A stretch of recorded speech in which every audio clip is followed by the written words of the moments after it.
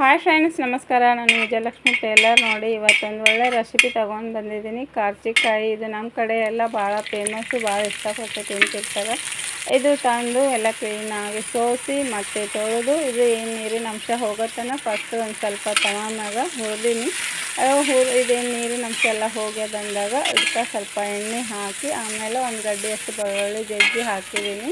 ಹಾಕಿ ಈ ಥರ ತಿರುಗಿಸ್ಕೊತಿದ್ದೀನಿ. ನೋಡಿ, ಇವಾಗ ಏನದಲ್ಲ, ಇದು ಒಂದು ಸ್ವಲ್ಪ ಕೆಂಪಗೆ ಬರೋ ತನಕ ತಿರುಗಿಸ್ಬೇಕು. ಯಾಕಂತಂದರೆ ಈ ಕಾರ್ಚಿಕಾಯಿ ಭಾಳ ಹಸಿರಿರೋದ್ರಿಂದ ಒಂದು ಸ್ವಲ್ಪ ಟೈಮ್ ಹಿಡಿತದೆ. ಇದು ಏನು ಕೆಂಪಗೆ ಆಗಬೇಕು, ಕೆಂಪಗೆ ತನಕ ಹುರಿಬೇಕು ಅಂತಂದ್ರೆ ಸ್ವಲ್ಪ ಟೈಮ್ ತೊಗೋತದ. ನೋಡಿ, ಇವಾಗೇನು ಇದು ಕೆಂಪಗೆ ಆಗ್ತದೆ. ಈಗ ನಾವು ತೆಗಿಬೇಕು ಅಂದಾಗ ಒಂದು ಸ್ವಲ್ಪ ಉಪ್ಪು ಹಾಕಬೇಕು. ಉಪ್ಪು ಹಾಕಿ ಮತ್ತು ಏನದಲ್ಲ ಮತ್ತೊಂದು ಸ್ವಲ್ಪ ತಿರುಗಿಸ್ಕೋಬೇಕು. ಆವಾಗ ಈ ಉಪ್ಪೆಲ್ಲ ಹೀರ್ಕೊಂಡು ಏನದಲ್ಲ ಮತ್ತಷ್ಟು ಕೈನ ಹೋಗಿ ಇದಕ್ಕೆಲ್ಲ ಖಡಕ್ ಆಗ್ತದೆ. ಕಾರ್ಚಿಕಾಯಿ ಖಡಕ್ಕಾಗಿ ಒಂದು ಕಲರ್ಗೆ ಬರ್ತದೆ. ನೋಡಿ, ಎಷ್ಟು ಚೆನ್ನಾಗಿ ಬಂದದ ನೋಡಿರಿ ಕಲರ್ ಕೆಂಪಗೆ.